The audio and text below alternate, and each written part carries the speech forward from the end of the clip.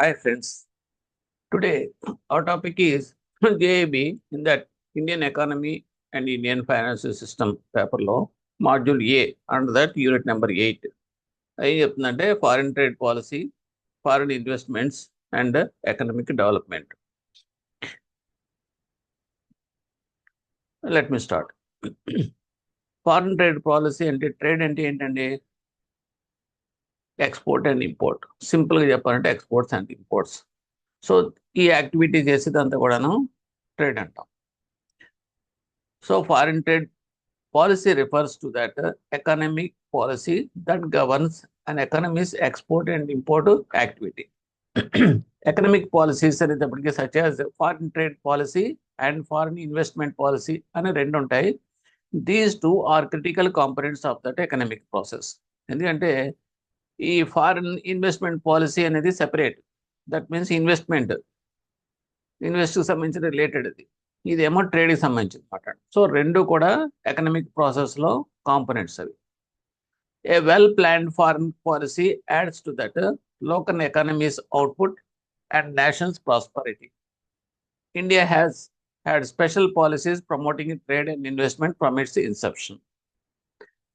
Foreign trade policy అనేది 5 yearsకి ఒకసారి ఉంటుంది.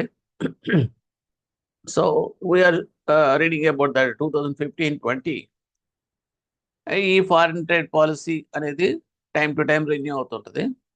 ఇందులో మన మెయిన్ 2015-20 పాలసీ ఎయిమ్ ఏంటి అంటే in line with make in India initiative.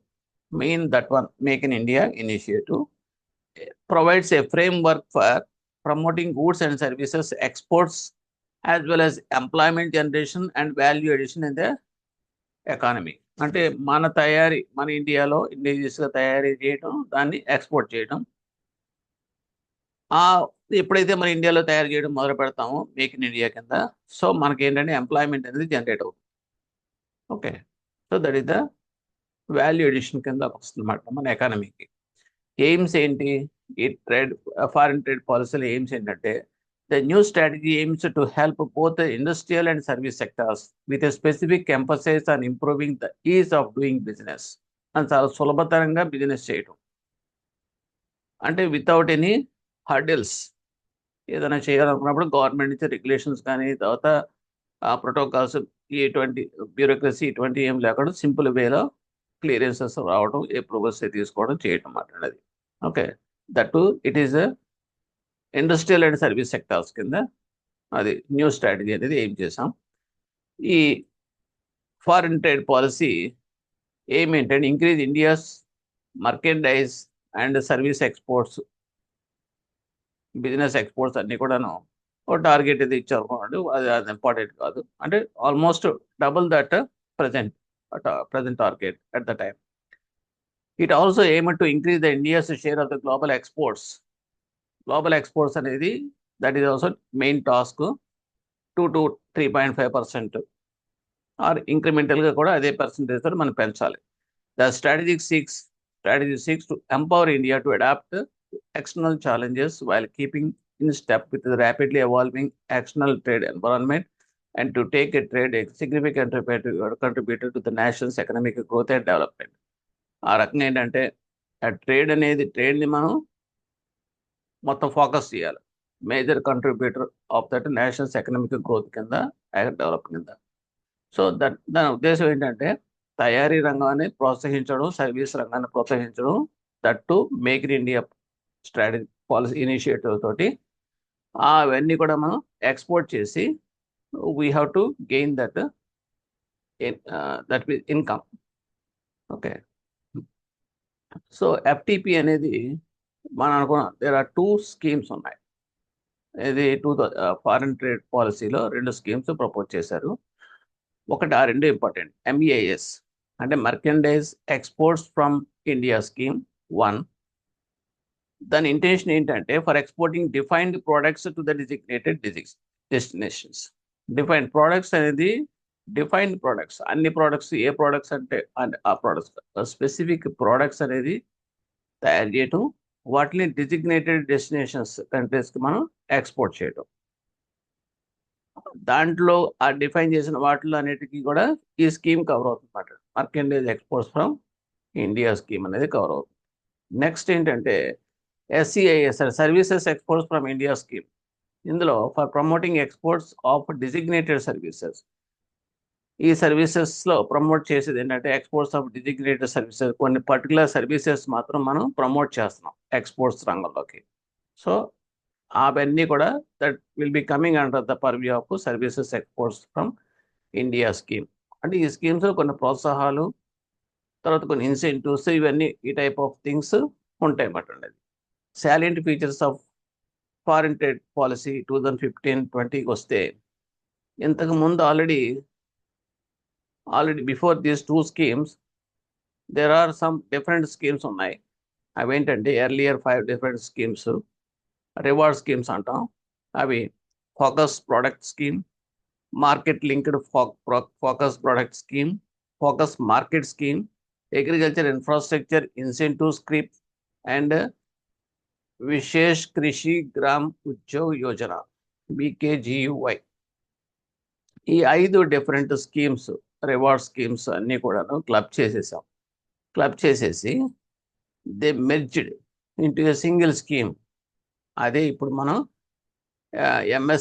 MEIS అంటాం, merchandise export from India scheme. That means MEIS. And there was no conditionality attached to the scripts issued under this scheme. తర్వాత SCIC రెండో scheme. ఆ రెండో scheme ఎలా వచ్చిందంటే, already by that time before this served from India scheme అనేది ఒకటి ఉంది, SFIS. That was replaced with service exports from India scheme, SCIS తోటి రిప్లేస్ అయింది అన్నమాట. So that is the thing. అంటే మీకు క్వశ్చన్స్ ఎలా వస్తాయంటే, ఈ MEIS అనేది లేటెస్ట్గా ఉన్నది, దాని ముందు ఏమున్నాయి అంటే ఈ 5 స్కీమ్స్ మెర్జ్ చేసి ఇది తయారైంది. తర్వాత SCIS అనే స్కీము ఎలా వచ్చిందంటే, దానికి ఆల్రెడీ ముందు మీకు SFIS అనేది ఉంది, దట్ వాజ్ రిప్లేస్డ్. ఇప్పుడు మీరు అనొచ్చు, జస్ట్ రిప్లేస్ చేయడం వల్ల ఉపయోగం ఉంది, పేరు ఒకటే మారుతుందా అంటే కాదు. Behind that there is a particular focus area is there. అదేంటంటే SCIS అనేది applied to service providers located in India. అంతకు ముందు ఉన్నది అంటే ఇండియన్ సర్వీస్ ప్రొవైడర్స్కి మాత్రమే ఆ పర్టికులర్ స్కీమ్లో ఉండేది. ఏది? SFISలో. SFIS అని పాత స్కీమ్. అందులో ఉండేది ఏంటి? Indian service providers. Indian service providers అంటే our Indians, exclusively our Indians. అంటే ఫారిన్ ఆల్సో కవర్ అవ్వమాట. Even they are having services extended service providers మన ఇండియాలో ఉన్నప్పటికీ కూడా they will not be cover under that scheme. ఇప్పుడు ఈ కొత్తగా వచ్చింది రీడిఫైన్డ్, రిప్లేస్ అయింది ఏంటంటే SCISలో, that means services export from India స్కీమ్లో service providers located in India. అంటే అది ఒక ఇండియన్ కావచ్చు లేదా ఒక ఫారినర్ కూడా కావచ్చు. సో ఏమైనప్పటికీ కూడా మన ఇండియాలో వాళ్ళు సర్వీస్ ప్రొవైడర్స్ కింద ఉంటే that will be coming under the purview of SCIS. ఎందుకు అంటే ఏమైనప్పటికీ మన ఇండియా నుంచే కదా మాకు సర్వీసెస్ అన్నీ కూడా మాకు ఆరిజినేట్ అవుతున్నాయి. సో ఆ విధంగా ఏం చేస్తారంటే that was extended to the people irrespective of that weather Indian or foreigner. All scripts issued by the MSME goods exported in these scripts were fully transferable. Okay. Next, we are coming to the scripts issued under export from India schemes used for దేనికి ఉపయోగిస్తాం scripts అంటే payment of customs duty for import of imports and goods, payment of excise duty on domestic products, and payment of service tax on procurement of services, and basic customs duty paid in cash or through debit under duty credit scripts was allowed to be taken back as duty drawbacks if inputs so imported are used for exports. అంటే ఓవరాల్గా ఏంటంటే ఎక్స్పోర్ట్స్లో ఈ స్కీమ్స్లో ఉన్నది ఏంటంటే, మామూలుగా అయితే payment of customs, payment of ఇవన్నీ కూడా మనం ఛార్జ్ చేస్తాం. కస్టమ్స్ డ్యూటీస్ అన్నీ కూడా ఇంపోర్ట్స్ మీద, జనరల్గా ఇంపోర్ట్స్ మీద కస్టమ్స్ డ్యూటీ ఉంటుంది, ఎక్సైజ్ డ్యూటీస్, సర్వీస్ ట్యాక్సెస్ ఇవన్నీ యాజ్ యూజువల్గా ఉంటాయి. కానీ మనం ఇంపోర్ట్ చేసుకున్న గూడ్స్ ద్వారా ఎక్స్పోర్ట్స్ చేయడానికి ఉపయోగపడేలా ఉపయోగించుకుంటే, అంటే suppose A person he wants to export some particular goods, కానీ దానికి మిషనరీ కావాలి అనుకుంటే కనుక తప్పనిసరిగా ఆ మిషనరీ ఫారిన్ నుంచి తెప్పించుకోవాల్సి వస్తే కనుక తెప్పించుకుంటాడు. ఓకేనండి. సో ఏమవుతుంది, మరి ఎప్పుడైతే మనం ఇంపోర్ట్ చేసుకున్నామో దాని మీద మీకు అన్నీ పడిపోతాయి. Customs duty, excise duty, service taxes అన్నీ పడతాయి. కానీ ఇక్కడ కంటెస్ట్ ఏంటంటే ఈ ఎక్స్పోర్ట్ చేసే ఉద్దేశంతో తనకి కావాల్సిన మిషనరీ ఇంపోర్ట్ చేసుకుంటున్నాడు కాబట్టి దట్ వాజ్ టోటలీ ఎగ్జామ్టెడ్. అప్పుడు ఏమవుతుందంటే మీకు ఆ ఏదైతే మీకు ఛార్జెస్ స్క్రిప్ట్స్లో మీకు పడుతున్నాయో ఛార్జెస్ అవన్నీ కూడా మీకు డ్యూటీ డ్రాబ్యాక్ కింద తిరిగి ఇచ్చేయబడుతుంది అన్నమాట. అది ఓకే. అంటే more focus on that exports. Privilege to business leaders who have succeeded in international trade and effectively contributed to their country's overseas trade are recommended to be recognized as status holders and given special treatment and privileges to facilitate their trade transactions, reducing transactions cost and time. ఇప్పుడు privilege to that business leaders అంటే ఏంటంటే already వీళ్ళందరూ కూడాను ఎక్స్పోర్ట్స్లో పండిపోయారు. మన international ట్రేడ్లో వాళ్ళు చాలా penetrate అయ్యి టోటల్గా ఎక్స్పోర్ట్ ఓరియంటెడ్ కింద ఇక్కడ నుంచి మనకి ఎక్స్పోర్ట్స్లో ఇక్కడ మేజర్ ఎక్స్పోర్ట్స్ ఓరియంటెడ్ కంపెనీస్ కింద తయారైపోయినాయి అనుకోండి. మరి వాళ్ళకి మనం కొంత సపోర్ట్ ఇవ్వాలి కాబట్టి గవర్నమెంట్ ఏం చేస్తుందంటే స్టేటస్ హోల్డర్స్ కింద రికగ్నైజ్ చేస్తుంది ఫస్ట్. ఎందుకంటే మేజర్ కంట్రిబ్యూషన్ అంతా ఎక్స్పోర్ట్ ద్వారా వాళ్ళు చేస్తున్నారు కాబట్టి that to they are the giants, export giants కింద లెక్క. అటువంటి వాళ్ళకి స్టేటస్ హోల్డర్స్ ఇచ్చి వాళ్ళకి ఏం చేస్తారు, స్పెషల్ ట్రీట్మెంట్ ఇస్తున్నారు ఒక ప్రివిలేజ్ కింద.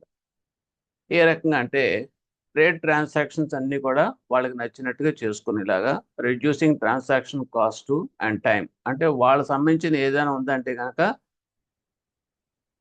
సెల్ఫ్ అసెస్మెంట్ ద్వారా, అంటే ప్రతిదీ కూడా చెప్పక్కర్లేదు, అంటే తర్వాత వస్తారు, తర్వాత చెప్తాం ఇది. అంటే అంటే వాళ్ళు సెల్ఫ్ సూపర్వైజన్, సెల్ఫ్ అసెస్మెంట్ వాళ్ళు చేసుకుంటారు. ప్రతిదీ రిపోర్ట్ చేయడాలు, ఆ తర్వాత ఇవన్నీ కూడా ఈ ఈ ప్రొసీజరల్ ఆస్పెక్ట్స్ అన్నీ కూడా వాళ్ళకి ఎవరికి చేసినట్టు లెక్క. దాంతో ట్రాన్సాక్షన్ కాస్ట్ తగ్గిస్తారు, టైం కూడా రెడ్యూస్ అయిపోతుంది.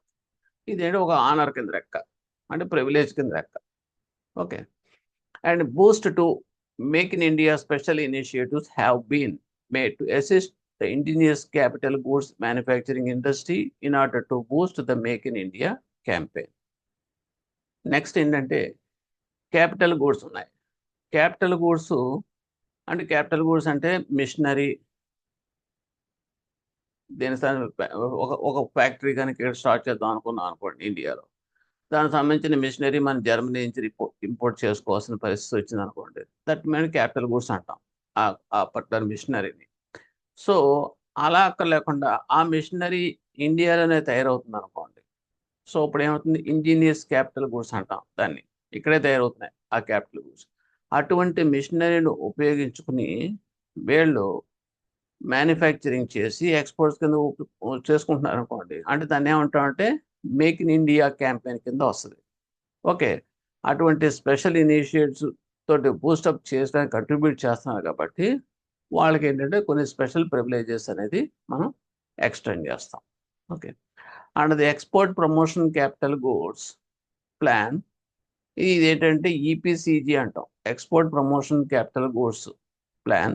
If capital goods were purchased from domestic producers, చెప్పాను కదండి, బయట నుంచి తెప్పించుకోక లేకుండా డొమెస్టికల్ ప్రొడ్యూసర్స్ దగ్గర నుంచే మనం తీసుకుని ఉపయోగించుకుంటే కనుక export obligation was decreased to 75%. అంటే దీని అర్థం ఏంటంటే ఎవరైనా సరే క్యాపిటల్ గూడ్స్ బయట నుంచి కనుక తెప్పించుకుంటే for their manufacturing and export of that production and export, వాళ్ళు చేయాల్సిన కండిషన్ ఏంటంటే 100% ఓకే వాళ్ళకి ఇచ్చిన ఎక్స్పోర్ట్ ఆబ్లిగేషన్ ఉంటుంది, ఆ ఆబ్లిగేషన్ ఫుల్ఫిల్ చేయాలి. అంటే దాన్ని ఏమంటామంటే సింపుల్గా చెప్పాలంటే వాళ్ళు సపోజ్, అంటే దీనికి కొన్ని ఉంటాయనుకోండి, నేను ఎగ్జాంపుల్ చెప్తాను. ఒక 10 కోట్లు ఖర్చు పెట్టి, లేకపోతే ₹1 కోటి ఖర్చు పెట్టి ₹1 కోటి మిషనరీ కనుక ఇంపోర్ట్ చేస్తున్నారు అనుకోండి. ఓకే. దానికి ఏదో ఇన్ని number of times of import cost capital cost వాళ్ళు ఎక్స్పోర్ట్ చేయాలని ఆబ్లిగేషన్ టార్గెట్. సో 1 crore మీద తెప్పించుకుంటే కనుక దానికి ఒక 10 crores 20 crores నువ్వు కంపల్సరీగా ఎక్స్పోర్ట్ చేయాలి. Okay, it is an obligation, export obligation అంట. ఇప్పుడు ఎప్పుడైతే వాళ్ళు డొమెస్టికల్గా క్యాపిటల్ గూడ్స్ కనుక పర్చేజ్ చేస్తే, అంటే బయట నుంచి తెప్పించుకోకుండా లోకల్గానే వాళ్ళు మేక్ ఇన్ ఇండియా కాన్సెప్ట్ మీద ఇక్కడ తయారీ క్యాపిటల్ గూడ్సే వాడుకునే వాళ్ళు దాంతో ఎక్స్పోర్ట్ చేయాల్సి వచ్చింది అనుకోండి, వాళ్ళకి ఏంటంటే ఆబ్లిగేషన్లో 25% రిడక్షన్ ఉంటుంది అన్నమాట. అంటే 75% ఆఫ్ ద ఆబ్లిగేషన్ వాళ్ళు ఫుల్ఫిల్ చేస్తే సరిపోతుంది. మొత్తం 100% ఆఫ్ ద ఆబ్లిగేషన్ అవసరం లేదు. అది సో ఇక్కడ మీనింగ్ అది export obligation was decrease to 75%. Okay, అంటే 25% కన్సెషన్ ఇచ్చినట్టు లెక్క. వాళ్ళ టార్గెట్ 25% తగ్గిపోతాయి export obligation. Export commodities with a strong domestic content and value addition had received greater levels of incentives with that under that MEIS. Export commodities with a strong domestic content, okay, and value addition unte ganaka, ante domestic content ante that means strong domestic content ante local ga available ga unde vaatitoti tayaru chesi material whatever అంటే without any importing of that from outside, ఇక్కడ డొమెస్టికల్గా తయారు చేసి దాని కనుక మనం export చేస్తే కనుక గ్రేటర్ లెవెల్స్లో ఇన్సెంటివ్స్ అనేది ఉంటాయి. దీనికి MEIS స్కీమ్ కింద. ఓకే, అది లెస్ హార్డ్ డాక్యుమెంట్స్ అలాగే trade facilitation and is of doing business, hard copies of publications and specified papers which were formally required for incentive programs and duty exemption schemes were no longer required. ఇప్పుడు ఇటువంటి వాళ్ళకి ఏంటంటే MEIS కింద ఏంటంటే ఈ procedure of hard copies applications, specified papers, ఈ type of things అన్ని కూడా టోటల్గా ఎగ్జామ్షన్ ఉంటుందన్నమాట వాళ్ళకి. ఓకే, అలాగే landing paperless for export consignments were allowed to be submitted digitally as evidence for the designated markets. అలాగే వాళ్ళకి కొన్ని ఎగ్జామ్షన్స్ ఏంటంటే పేపర్లెస్ మ్యాటర్, పేపర్ వర్క్ ఏం లేకుండా వాళ్ళకి జస్ట్ సింపుల్గా కన్సైన్మెంట్ బేసిస్ మీద వాళ్ళకి ఇవన్నీ కూడా ఎవిడెన్సెస్ ప్రొడ్యూస్ చేస్తే సరిపోతుంది. దట్టు ఆన్లైన్లో పెట్టేస్తే సరిపోతుంది.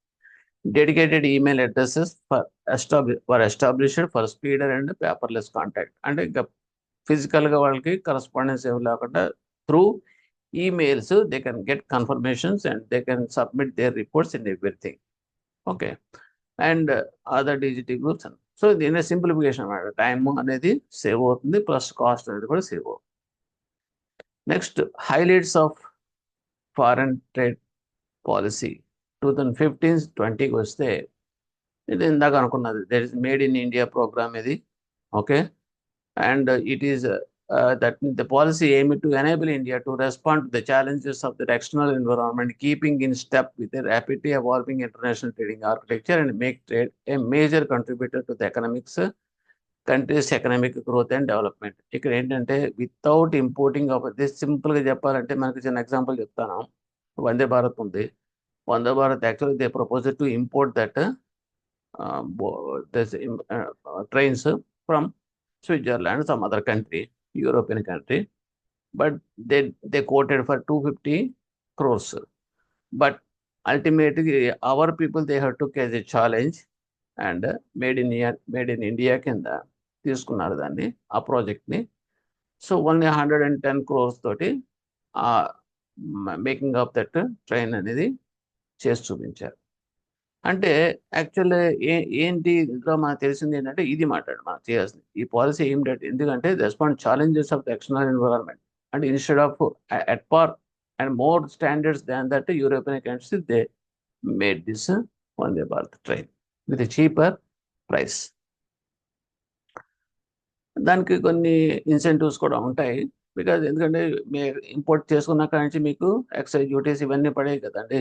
సో ఇప్పుడు వితౌట్ దట్ అవన్నీ కూడా మీకు అవసరం వస్తాయి కాబట్టి cost of that manufacturing of goods కూడా తగ్గిపోతాయి. And foreign trade policy 2015-20 introduced 2 new schemes. అది ఇందాక అనుకున్నాం కదా, అవే mercantile exports from India scheme మళ్ళీ రిపీట్ చేసాం అనుకోండి. That no matter, you can leave it. ఇది దీనివల్ల ఏమవుతుంది, MEIS అంటే export of special goods specific markets, అవి తర్వాత SEIS ఏంటంటే increasing exports of the notified services. ఇందాక చెప్పింది కొంచెం మాడిఫికేట్ టర్మ్లో చెప్పాడు. తర్వాత EPCGC స్కీమ్. EPCG అంటే that measures have been adopted to nudge procurement of capital goods from indigenous manufacturers under the EPCG scheme by reducing specific export obligation to 75% of the normal export obligation. Same point which we discussed in the earlier. That means the EPCG scheme కింద వస్తుందన్నమాట. Next e-commerce exports of handloom products, books, periodicals, leather, footwear, toys, and customized fashion garments through courier or foreign post office would also be able to get benefit of MEIS for values up to 25,000. So e-commerce కింద మన export చేసే వీటన్నిటికీ కూడా మనకి ఈ MEIS స్కీమ్లో benefits అనేది extend చేయబడ్డాయి. ఏంటంటే for values of up to 25,000. So ఈ 25,000 ఇండియన్ రూపీస్ వాల్యూ అనేది ఇది important point to get the concessions under MEIS scheme through e-commerce. Next మ్యానుఫ్యాక్చరర్స్కి వస్తే మ్యానుఫ్యాక్చరర్స్ ఇది చెప్పాను కదండి. ఇప్పుడు వాట్ ఈస్ దట్ ఇప్పుడు చెప్పాం మనం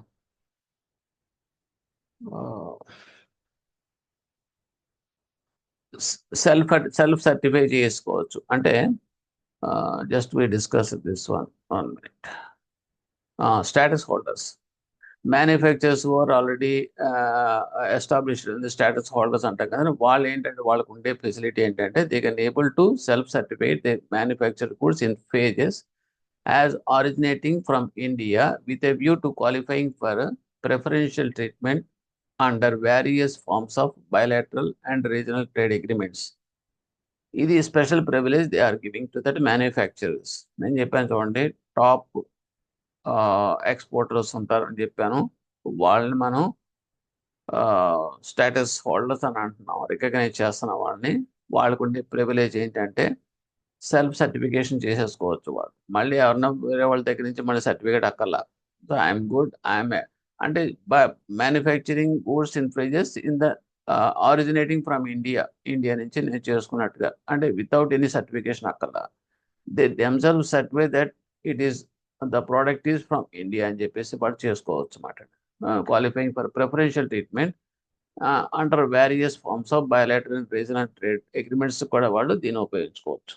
అంటే ఏంటంటే సో పూర్తి అటానమస్ ఇచ్చినట్టు లెక్క వీళ్ళకి. And this approved exporter system, ఈ రకంగా ఈ approved exporter system will help manufacturer exporters considerably in getting fast access to the international markets. అంటే టైం ఎప్పుడైతే కలిసి వస్తుందో, కాస్ట్ ఎప్పుడైతే తగ్గుతుందో, without any consultation, without any approves, without any clearance, they themselves can get participated in that bilateral and regional trade agreements and get that access to that international markets very fast. Okay, this is called approved exporter system. మిమ్మల్ని questions ఎలాంటి statement రూపంలో కూడా అడగవచ్చు. What is approved exporter system అంటే ఏంటి అని అడుగుతారు. That is given to that only status holders మాత్రం ఇస్తాం. Next EOU, EHTP, STP, BTP schemes, ఇవన్నీ ఏంటంటే ఎక్స్పోర్టెడ్ ఓరియంటెడ్ యూనిట్స్. అంటే ఏంటంటే వాళ్ళు a number of steps have been taken for encouraging manufacturing exports under 100% this scheme. అంటే ఏంటంటే వాళ్ళు టోటల్గా వాళ్ళ యొక్క ఎజెండా ఏంటంటే 100% ఎక్స్పోర్ట్. అంటే వీళ్ళు టోటల్గా whatever they are importing everything they will make the products and export 100%. The steps include the fast track clearance facility for these units, permitting them to share infrastructure facilities, permitting inter-unit transfer of goods and services, permitting them to set up warehouses near the port of export and to use duty-free equipment for training purposes, etc. అంటే వీళ్ళకి ఇచ్చే privileges ఏంటంటే వీళ్ళ total 100% export oriented units మాట ఇవన్నీ కూడా.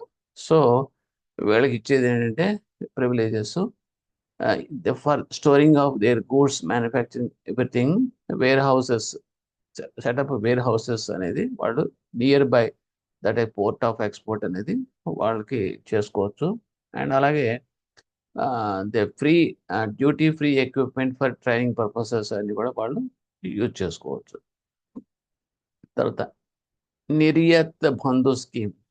Okay, ఇదొక scheme. దీంట్లో అంటే 108 MSME clusters have been identified for focused interventions to boost exports. ఇది MSME focused. Accordingly, Niryat Bandhu scheme has been galvanized and repositioned to achieve the objects of Skill India. So this is only skill build program matter.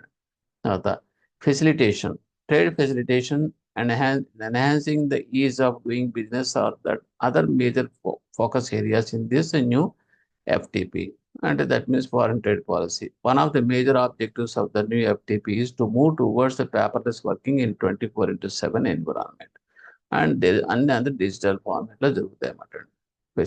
Felicitations. Next, challenges to be addressed in upcoming FTP. ఏమిటి అంటే challenges forthcoming. Recent trade protectionist incidents as well as the disruptions induced by the pandemic have proven that India's over dependence on a few items and a fewer markets had a more severe negative impact on the country's international trade earnings.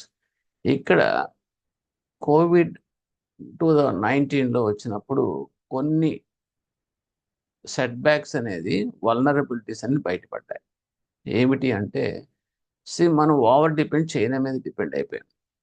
ఎప్పుడైతే మేము China మీద depend అయిపోయామో major problem అంతా కూడా చైనాలోనే pandemic start అయింది కాబట్టి అక్కడి నుంచి మనకు వచ్చే ట్రేడ్ ట్రాన్సాక్షన్స్ అన్నీ కూడా హ్యాంపర్ అయింది. అది ఒక ఫార్మా యూనిట్, ఫార్మా సంబంధించింది కావచ్చు, లేకపోతే ఇంకేమైనా కావచ్చు, ఎలక్ట్రానిక్ కావచ్చు, ఏదైనా సరే. అంటే ఓవర్ డిపెండెన్స్ అనేది దానివల్ల వచ్చే నష్టం ఏంటంటే కాన్సన్ట్రేషన్ అనేది ఎప్పుడు కూడా ఉండకూడదు, రిస్క్ అనేది హైగా ఉంటుంది. కాబట్టి మన ఆప్షన్స్ పెట్టుకోవాలి. అంటే suppose if you want to import or anything, not particular only from one country కాకుండా 2-3 కంట్రీస్ నుంచి మన ఆప్షన్స్ పెట్టుకుంటే డైవర్సిఫికేషన్ ఆఫ్ ది రిస్క్ అనేది మనకి ఉపయోగపడి ఎకనామిక్లో మనకి ఎక్కడ డ్యామేజ్ కాకుండా ఉంటుంది అనేది మన సత్యాన్ని తెలుసుకున్నాం అన్నమాట. అది నెగిటివ్ ఇంపాక్ట్ అనేది ఉంటుంది. సో అది మనకి అడ్రస్ చేసాం, రీసెంట్ ఛాలెంజ్లో బయటపడింది. Some of the issues that must be addressed in the new FTP are mention below.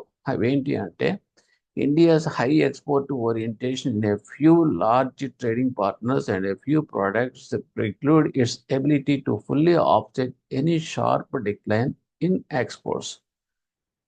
So ఓవర్గా మన డిపెండెన్సీ అయిన లార్జ్ ట్రేడింగ్ పార్ట్నర్స్, తర్వాత ఫ్యూ ప్రోడక్ట్స్ ఏమంటే కనుక ఎబిలిటీ టు ఫుల్లీ ఆఫ్సెట్, అవన్నీ ఆఫ్సెట్ చేసేలాగా షార్ప్ ఆఫ్సెట్ చేయలేకపోతే మనకు వచ్చేది ఏంటంటే షార్ప్ డిక్లైన్ ఎక్స్పోర్ట్స్ అనేది పడిపోతుంది మాట్లాడేది. అంటే suppose we want to export, ఒక ఆర్డర్ ఏదో కంట్రీ ఇచ్చింది, ఆ కంట్రీకి మనం ఆర్డర్ తీసుకున్నాం. ఓకే, సో మనం అంతా కూడాను దానికి ఫోకస్ చేసి మొత్తం తయారీ అంతా కూడా ఎక్స్పోర్ట్ దానికి పెట్టామనుకోండి, దానికి పంపించామనుకోండి. సో అది కనుక ఏదో సమ్ ఇష్యూస్ వల్ల, వార్ వల్ల, లేకపోతే ఇంకేమైనా పాండమిక్ వల్ల they could not able to repay that, మనకు రాలేదనుకోండి ఫండ్స్, సో మన ఎక్స్పోర్ట్స్ అంతా కూడా డిక్లైన్ అయిపోయినట్టే కదా. సో దాని గురించి, లేదా ఆర్డర్స్ క్యాన్సిల్ అయిపోయినా లేదా అందుగురించి ఏంటంటే ఫుల్లీ ఆఫ్సెట్ అనేది మనం చేసుకోవాలంటే వేరే అదర్ ఆప్షన్స్ కూడా మనం చూసుకోవాలండి. సో ఇండియా నోట్స్ ఇది, అందుగురించి దాని గురించి ఏంటంటే needs to diversify it's trading partners. అందుకని ట్రేడింగ్ పార్ట్నర్స్ మనం డైవర్సిఫై చేయాలి. మనం ఎన్పి అయినా సరే, ఎన్పి ఎప్పుడు లోన్స్ ఇచ్చేటప్పుడు కూడా బ్యాంకులు ఏమంటాయి, ఒక్కళ్ళకే పెద్ద అమౌంట్ ఇచ్చే కన్నా ఒక 100 మందికి చిన్న చిన్న అమౌంట్లు ఇస్తే కనుక ఎన్పిఏలు ఒక అయినా కూడా మన రిస్క్ అనేది తగ్గుతుంది కదా. సో అదే కాన్సెప్ట్ ఇక్కడ కూడా.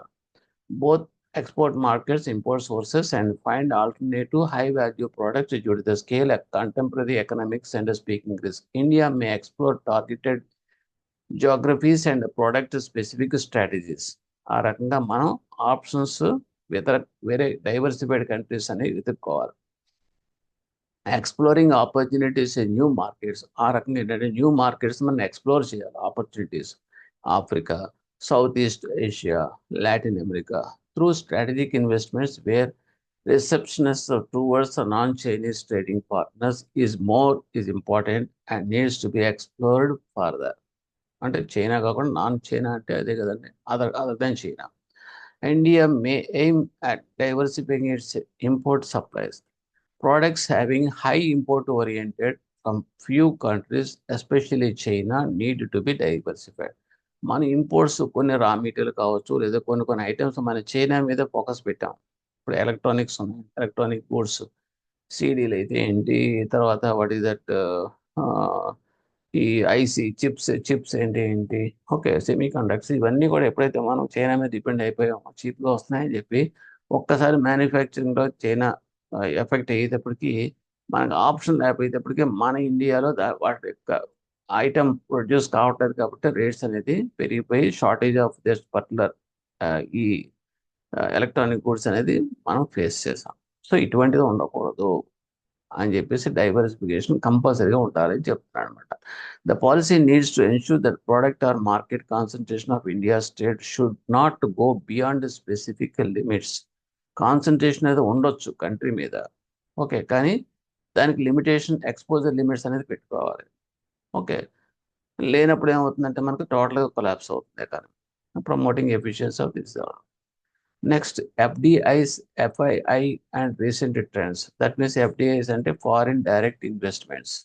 ఓకే, అంటే ఏంటిది అంటే foreign direct investments is investment made in a country by a foreign investor often a company to control the ownership of an entity. FDI is a key engine of economic growth, assisting in maintaining of high growth rates, enhancing productivity and generate employment. Foreign direct investments అంటే foreign country వాళ్ళు డైరెక్ట్గా మన ఇండియాలోనే ఒక ఫ్యాక్టరీయో లేకపోతే ఇది పెట్టి ఇక్కడే మ్యానుఫ్యాక్చర్ చేసి ఇక్కడే చేస్తే కనుక that is called foreign direct investments అంటాం. ఓకే, అంటే కంపెనీ రూపంలో often as a company to control that ownership of that its ఏంటి, అది ఓనర్ కింద వాళ్ళే ఉంటారు. బట్ ఎస్టాబ్లిష్ చేసి ఇక్కడ లోకల్ రిసోర్సెస్ అని ఉపయోగించుకుని లోకల్ పీపుల్కి ఎంప్లాయ్మెంట్ ఇచ్చి అన్నీ చేస్తారు. That is called FDI. Net FDI has increase from, ఇదే స్టాటిస్టిక్స్ అనుకోండి. Next routes of FDI in ఇండియాకి వస్తే there are 2 ఛానల్స్. FDIస్కి, ఫారిన్ డైరెక్ట్ ఇన్వెస్టర్స్కి 2 ఛానల్స్ ఇచ్చారు. ఒకటి ఏంటంటే RBI's ఆటోమేటిక్ రూట్, ఇంకొకటి గవర్నమెంట్ రూట్. అంటే ఏంటి automatic route FDI? Automatic route FDI ఏం చెప్తుందంటే ఇక్కడ the automatic route in foreign entity doesn't require the prior approval of the government or the RBI. ఈ ఆటోమేటిక్ రూట్లో ఏంటంటే గవర్నమెంట్ అప్రూవల్ అక్కర్లేదు, RBI అప్రూవల్ అంతకన్నా అక్కర్లేదు. ఎవరికి? FDIకి, ఫారిన్ డైరెక్ట్ ఇన్వెస్టర్స్. ఎగ్జాంపుల్స్ ఏంటంటే medical devices up to 100%. They can come very well without any approvals from RBI and government. Directly they can start their activities, manufacturing activities in medical devices. ఎందుకంటే మనం ఈ దెబ్బతిన్నాం కదా కోవిడ్లో, మనకి ఉన్న main problem అదే face చేసాం. Even mask also we could not able to provide to the patients. అది కూడా మనం స్కేర్సిటీ ఫేస్ చేయాల్సి వచ్చింది అప్పట్లో.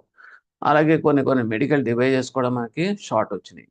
ఓకే, అందు గురించి ఫోకస్ అంతా దాని మీద పెట్టారన్నమాట. దానికి అప్రూవల్ ఏం అక్కర్లేదు, మనకి హామ్ ఏం కాదు, మనకు నష్టమేం కాదు దేశానికి. Next thermal power. Okay, so ఈ 2 ఏరియాస్లో కంటే ఎగ్జాంపుల్స్ కింద ఇచ్చాడు. That doesn't required any prior approval. Next government route FD అంటే కంపల్సరీగా government approval, should compulsory take the approval of the government. ఆ రూట్లో కనుక FDI ఎవరినో వచ్చి కనుక కంపల్సరీ అప్రూవల్ అనేది తీసుకోవాలి. అవి ఎగ్జాంపుల్ ఏంటంటే broadcasting, content services 49% and food products, retail trading 100% examples. And so restricted, కొన్ని వాటికి మాత్రం కంపల్సరీగా పర్మిషన్స్ ఉండాలన్నమాట ఆ కేటగిరీ. ఓకే, నెక్స్ట్ ఇవి ఏంటంటే బ్రాడ్గా ఇచ్చేసాము. That means sector wise FDI flow routes and limits to India. ఇందులో దేనికి ఎంత పర్సంటేజ్లో, అది ఎంట్రీ రూట్ ఏంటి ఆటోమేటిక్గా, లేకపోతే గవర్నమెంట్ అప్రూవల్ ఉండాలా అనేది ఇచ్చాడు. ఇది చాలా చాలా ఇంపార్టెంట్. ఈ రెండు టేబుల్స్ మీరు స్క్రీన్ షాట్ చేసి చూసుకోండి. ఓకే, సో ఇది నెక్స్ట్ రెండో స్క్రీన్ ఇది. Okay, there may be chance of getting questions in this area. ఈ టూ టేబుల్ నుంచి వస్తుంది మీకు. తర్వాత next if are coming to the types of ఎఫ్డిఐకి వస్తే, ఫారిన్ డైరెక్ట్ ఇన్వెస్ట్మెంట్స్ వస్తే, గ్రీన్ ఫీల్డ్ ఎఫ్డిఐ అంటే ఏంటి, బ్రౌన్ ఫీల్డ్ ఎఫ్డిఐ అంటే ఏంటి, జాయింట్ వెంచర్ ఏంటి అని అడుగుతాడు. గ్రీన్ ఫీల్డ్ ఎఫ్డిఐ అంటే it is nothing but a sort of investment. It is a sort of investment in a parent corporate establishes a subsidiary in the destination country. It builds operations from the scratch. అంటే ఏంటంటే ఇది foreign నుంచి parent company అనేది foreign company, అది ఇక్కడ మనకి ఒక subsidiary కింద మన కంట్రీలో డెస్టినేషన్ కంట్రీలో ఎస్టాబ్లిష్ చేస్తాడు. అంటే ఇక్కడ గ్రీన్ ఫీల్డ్ అంటే ఏంటంటే ఫ్రమ్ ద స్టార్టింగ్, అంటే ఇంకా స్టార్టింగ్ పాయింట్ అంటే ఇంకా అది ఆల్రెడీ ఎస్టాబ్లిష్డ్ కాదు. It is a new, very new, and it is starting from the route. అటువంటిది అయితే కనుక దాన్ని మనం గ్రీన్ ఫీల్డ్ ఎఫ్డిఐ అంటాం. అటువంటి దాంట్లో కనుక ఇన్వెస్ట్మెంట్స్ కనుక చేస్తే, ఫారిన్ డైరెక్ట్ ఇన్వెస్ట్మెంట్స్ కనుక వస్తే దాన్ని గ్రీన్ ఫీల్డ్ ఎఫ్డిఐ అంటాం. దానికి ఎగ్జాంపుల్ కూడా ఇచ్చాడు, హోండా ఇండియా, పెప్సీ ఇండియా, ఇవన్నీ కూడా మెక్డొనాల్డ్ ఇవన్నీ. బ్రౌన్ ఫీల్డ్ ఎఫ్డిఐ అది ఏమిటి అంటే, investment in which a multinational corporation buys stock in established firm in the host country. మన ఇండియాలోనే ఆల్రెడీ ఒక కంపెనీ ఉందనుకోండి, దాన్ని డైరెక్ట్గా కొనేస్తాడు. ఫారిన్ డైరెక్ట్ ఇన్వెస్ట్మెంట్స్ ద్వారా వాడు కొనేస్తాడు. కొనేసి దాన్ని వాడు అంటే ఎక్వైరీ చేసి దాన్ని రన్ చేస్తాడు. So it is called as a brown field FD. అంటే ఆల్రెడీ రెడీమేడ్గా ఉన్నదని కొనుక్కోవడం. అంటే ఒకదానికి చెప్పాలి, గ్రీన్ ఫీల్డ్ అంటే మనం ఒక ఇల్లుని మనకు నచ్చినట్టుగా ప్లాన్ తోటి కన్స్ట్రక్ట్ చేసుకుంటాం. ఒక అపార్ట్మెంట్ని, రెడీమేడ్ అపార్ట్మెంట్ని కొనుక్కోవడం ఏంటంటే ఆ డిఫరెన్స్ మాట్లాడు. బ్రౌన్ ఫీల్డ్ ఎఫ్డి అంటే రెండోది. ఓకే, టేక్ ఓవర్ చేసినట్లు లెక్క, ఎక్వైర్ చేసినట్లు లెక్క. దానికి ఎగ్జాంపుల్స్ కూడా ఇచ్చాడు. ర్యాన్ బ్యాక్సీ ఇండియా అని, మీకు శాంక్యూ ఆఫ్ జపాన్ అనేది, ఢిల్లీ శాంక్యూ ఆఫ్ జపాన్ అనేది ఎక్వైర్ చేశాడు. తర్వాత జాయింట్ వెంచర్ అయినప్పటికీ ఇద్దరు ఉంటారు ఇందులో. So based on an agreement, A foreign country and local company join up to share investments, technology, profits and so on. Hero Honda example.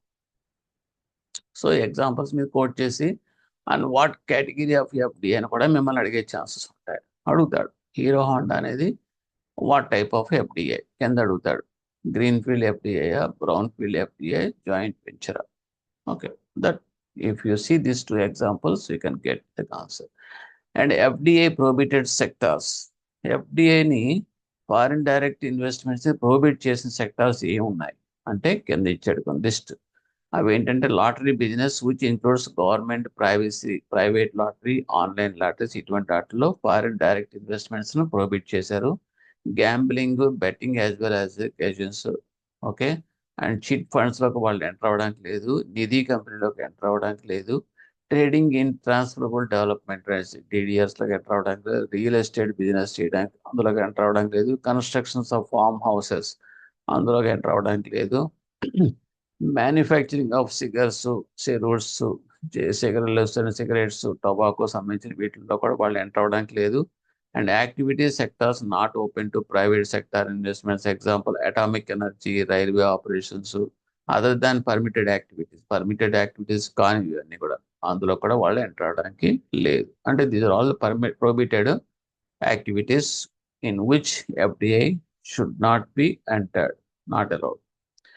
Next FIIs అంటే foreign institutional investment. ఇదేమిటి అంటే ఇక్కడ short term investments, hedge funds. It is generally volatile and possibility of capital flights is always there in the case of an economic slump. potential political turmoil and herd behavior of short-term capital outflow. Foreign institutional investors are companies based outside India that offer investment proposals in India. FIIs అంటే ఏంటంటే డైరెక్ట్గా వాళ్ళు stock మార్కెట్లో invest చేస్తారు. Foreign investments investments ఏం చేస్తాయంటే అక్కడ ఉన్న వాళ్ళ యొక్క ఫారినర్స్ వాళ్ళు ఏంటంటే ఒక ఏజెంట్ కింద ఉంటారు, వాళ్ళు బ్రోకర్ కింద ఉంటారు. ఫారినర్స్, ఎన్ఆర్ఎస్ వాళ్ళకి సంబంధించిన ఫండ్స్ అన్ని కూడాను వీళ్ళ దాంట్లో పెడతారు. మ్యూచువల్ ఫండ్స్ లో మనం పెడితే అవి తీసుకెళ్లి స్టాక్ మార్కెట్లో ఎలా పెడుతుందో ఆ టైప్ మాట. సో వీళ్ళు పెట్టినప్పుడు వీళ్ళు ఏం చేస్తారంటే ఆ కలెక్ట్ చేసిన అమౌంట్ అంతా కూడా మన ఇండియన్ స్టాక్ మార్కెట్లోకి పెడతారు అన్నమాట. అంటే ఇక్కడ మీకు క్యాపిటల్ మార్కెట్లోకి ఇన్ఫ్లో వస్తుంది. ఇందాక ఎఫ్డిఐ వేరు, ఇది ఎఫ్ఐఐ వేరు. ఎఫ్డిఐ అనేది డైరెక్ట్గా ఒక యాక్టివిటీ స్టార్ట్ చేస్తుంది మన కంట్రీలో. అది మ్యానుఫ్యాక్చరింగ్ యూనిట్ ఆ టైప్లో ఓకే కంపెనీ స్టార్ట్ చేస్తుంది, లేదంటే టేక్ ఓవర్ చేస్తుంది, ఎక్వైర్ చేస్తుంది, లేదంటే జాయింట్ వెంచర్లో చేస్తుంది. అవి వేరు. ఎఫ్ఐ అనేది ఏంటి, stocks of the Indian capital మార్కెట్లోకి ఎంటర్ అవుతుంది అనమాట ఇన్వెస్ట్మెంట్ రూపంలో. అది విత్డ్రా కూడా చేసుకో. The portfolio investment program allows foreign institution investors, non residents, NRIs and persons of Indian origin to invest India's primary and secondary capital markets లోకి వాళ్ళు పెట్టుబడి పెడతారు. Under this arrangement FIIs, NRIs can acquire shares, debentures in Indian companies through Indian stock exchanges. Stock exchange ద్వారా, Indian stock exchange ద్వారా వాళ్ళు Indian కంపెనీలో ఉన్న షేర్స్లోనూ డిబెంచర్స్లోనూ ఇన్వెస్ట్ చేస్తారు. They are registered as FIIs with SEBI. వాళ్ళు FIIs కింద రిజిస్టర్ అవుతారు, విత్ సెబీ తోటి రిజిస్టర్ అవుతారు అన్నమాట. కంపల్సరీ రిజిస్టర్ అవ్వాలి. And play an essential part in the country's capital market performance. అంటే ఇన్వెస్ట్మెంట్ అనేది మనకి బయట నుంచి FIIs ద్వారా ఈ NRIs, తర్వాత Indian persons of Indian origin, foreigners ద్వారా మనకు వస్తుంది అన్నమాట. FIIs recent data, of course ఇది స్టాటిస్టిక్స్ అనుకోండి, ఇది మారిపోతుంది, latest we have to pick up. Okay, next we are coming to that differences between that FDI and FI. ఇందాక మీకు చెప్పాను చూడండి, అదే డిఫరెన్సెస్. అది ఆ differences you compare with this table and each point you have to remember for exam point of view. Okay, a very important table this. Next we are coming to that economic developments versus economic growth. రెండు ఒకటేనా అంటే కాదండి, రెండు different. Economic development అనేది defined as the sustained improvement in a societies material wellbeing. Economic development అనేది apart from national income growth, it encompasses social, cultural, political, and economic development that contribute to material progress. It includes changes in available resources, capital formation rates, population size and composition, technology, skills, efficiency, and organizational and institutional architecture. అంటే development, this is all development side. This economic development side developed అవటం. Economic develop అవుతాం అంటే మొత్తం society, ఎంత entire group of people అనేది చూడండి. Society material well being అంటే society as a whole day develop అవుతుంది అన్నమాట. This is not it is అంటే ఏంటంటే మీకు ఇన్ఫ్రాస్ట్రక్చర్ కావచ్చు, తర్వాత what is that capital formation rates అనేది, ఓకే కంపోజిషన్, టెక్నాలజీ అనేది, స్కిల్ లేబర్ అనేది, ఎఫిషియన్సీ అనేది, సో ఆర్గనైజేషనల్ ఇన్స్టిట్యూషన్ ఆర్కిటెక్చర్, ఇవన్నీ కూడా మీకు డెవలప్మెంట్ ఆస్పెక్ట్స్లోకి వస్తాయి. ఎకనామిక్ గ్రోత్ అనేటప్పటికీ మీకు ఏంటి, ఇట్ ఈస్ ఎ మెజర్. ఎలాగా అంటే పెర్ క్యాపిటల్ ఇన్కమ్. సింపుల్గా చెప్పాలంటే national income, per capital income.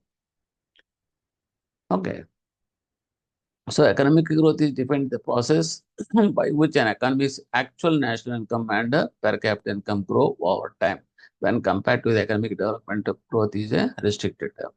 It entails a rise in output in quantity term, but it always includes the quantity changes. So అంటే సింపుల్గా చెప్పాలంటే రెండు గుర్తుపెట్టుకోండి, national income, per capital income. ఈ రెండు పెరిగినాయి అంటే ఎకనామిక్ గ్రోత్ కింద లెక్క. ఎకనామిక్ డెవలప్మెంట్ అనేటప్పటికీ యాజ్ ఎ హోల్గా అన్ని చేంజెస్ అన్నీ వస్తాయి. ఎక్కడి నుంచి అంటే రిసోర్సెస్, అవైలబుల్ రిసోర్సెస్లో వస్తాయి చేంజెస్. అంటే ఏంటి అంటే దాంట్లో రిసోర్సెస్ అనేటప్పటికీ మీకు హ్యూమన్, అందరికీ ఎంప్లాయ్మెంట్ వచ్చిందనుకోండి, so it is nothing but an economic development కింద వస్తుంది. అక్కడ ఎంప్లాయ్మెంట్ చూస్తాం తప్పితే పెర్ క్యాపిటల్ ఇన్కమ్ రాదు, కూర్చోవడం. అలాగే రిసోర్సెస్, అవైలబుల్ రిసోర్సెస్, ఇప్పుడు మీకు what is that water, okay ఒక ఫ్యాక్టరీ పెట్టాలనుకున్నప్పుడు ఒక పర్టికులర్ ఏరియాలో మనకి రిజర్వాయర్స్, వాటర్ ఫెసిలిటీస్ అనేది ఇంపార్టెంట్. వాటర్ ఫెసిలిటీస్ ఉన్నాయనుకోండి, అక్కడ డ్యామ్స్ ఏమైనా కన్స్ట్రక్ట్ చేసుకోండి. So it will contribute to that economic development. Okay. అలాగే ఈ what is that human resource కూడా అంతే. వాళ్ళకి ట్రైనింగ్ ఇచ్చి, వాళ్ళు స్కిల్ బిల్డ్ అనేది ఇచ్చి, వాళ్ళు ట్రైనప్ చేసి, వాళ్ళు ప్రిపేర్ చేసామనుకోండి. So definitely they will be employed in to that suitable jobs. They will get suitable jobs in that particular manufacturing or in that area activities. So as a whole it is a society's material well-being కింద లెక్క వస్తామట. So economic growth is totally different from economic development. So అదే comparison ఇక్కడ ఇచ్చాము మీకు. Just you compare from this table and read out. This also very important area. You can get a number of questions. So with this topic is over. Next, so another one is there, importance of economic development versus as a dimension. Economic development అనేటప్పటికీ అదేలేండి, same point. Economic development is defined as a persistent increase in the material well-being of society. Same points there. And economic growth అనేది income, savings, investments, as well as the progress changes the country's socio-economic structure, including both institutional and technical developments. So with this, the topic is over. Thank you.